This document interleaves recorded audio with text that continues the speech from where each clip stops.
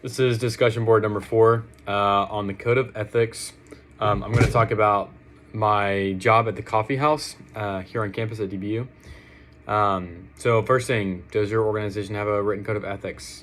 Yes, sort of. In our training documents, we have some different things about how do we treat customers, what is expected of employees, dress code, cultural slang, like the culture, things like that. There's not really a written code of ethics. Like we don't have scripts of what to say in certain situations, but I think there's still a pretty clear expectation of like what it means to work at the coffee house. So I'm going to talk about that.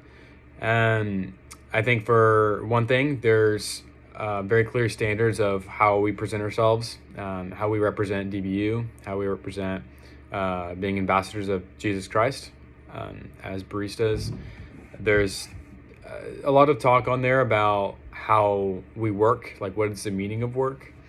And so I think that is something that's very clearly communicated throughout our shop, is the meaning of work and how it is important, the way that we do our work, and integrity.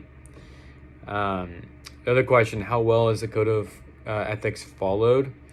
I would say it is followed very well, especially with the aspect of integrity of the work itself.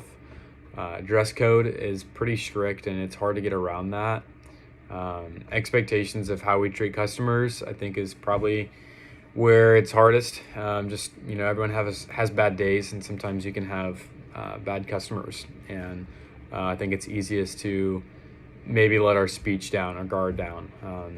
And the other thing that comes to mind of how well the code of conduct is followed, or code of ethics is followed with breaking integrity, is sometimes there's a trend of, probably think this is funny, but there's a trend of having more than one shift drink that we're allowed to have, or at the end of the night when we're supposed to throw away pastries that are expired.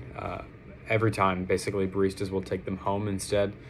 And I don't know that that's necessarily breaking ethic, but it is not really like the policy. So I guess it is, in a way, the company ethic, and not just personal ethic.